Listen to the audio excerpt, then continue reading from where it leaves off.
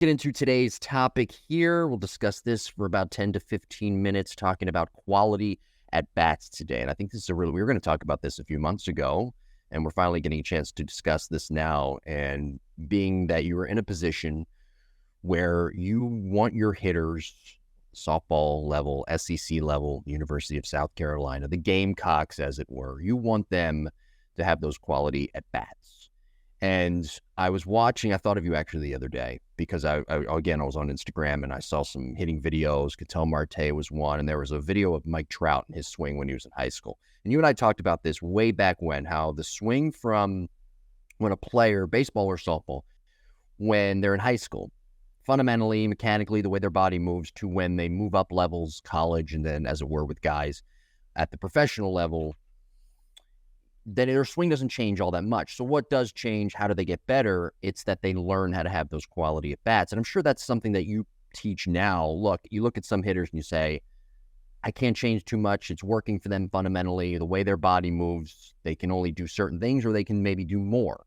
What's the separator now? What might separate us? And I'm thinking that you may be thinking it's those quality at bats and being able to teach players how to have such so then they can get on base and obviously score those runs. Yeah, I mean, I chart all fall. I charted quality at bats just to give me an idea too when I was going back or meeting with players or post game notes. So that players, we may have had a player that went 0 for 2 in a game, but they hit a deep sac fly to right center field that not only scored a runner from third, but moved a runner up from second to third, and then boom, we get a ground ball. And we're able to score that other run. So that one sac fly enabled us to get 2 runs. And that's the way teams win. And that's a goal. And that's one of the things that's really great with softball is that this is their time. They're not pressing to become pros. There's not a big payday at the end of it going and playing on an Olympic team. They're going to, if they do that, that's, a month out of every year, right? And they're not going to make a living doing that. It's more of an honor. So they work together. The cohesiveness of a team versus baseball, where you may have 4 or 5 guys that, especially in the SEC, that are going to be in the top maybe 3 or 4 rounds.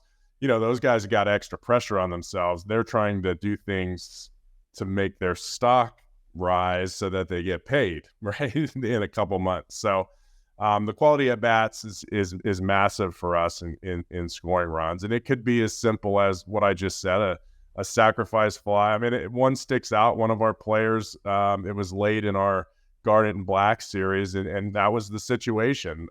She was responsible for 2 runs on a sac fly to right field, but a deep fly ball. But not only was it a great at bat, it was 2 strikes. She had 2 strikes on her, and she was still able to be super duper productive with her out. And we don't always get hits, and we have to know the situations and what we're trying to accomplish. And that's something that I talk to them, especially when we're doing inter squads or we're out there, what are we trying to do here? Hey, what do we see the situation. I'll just talk them through it from the dugout.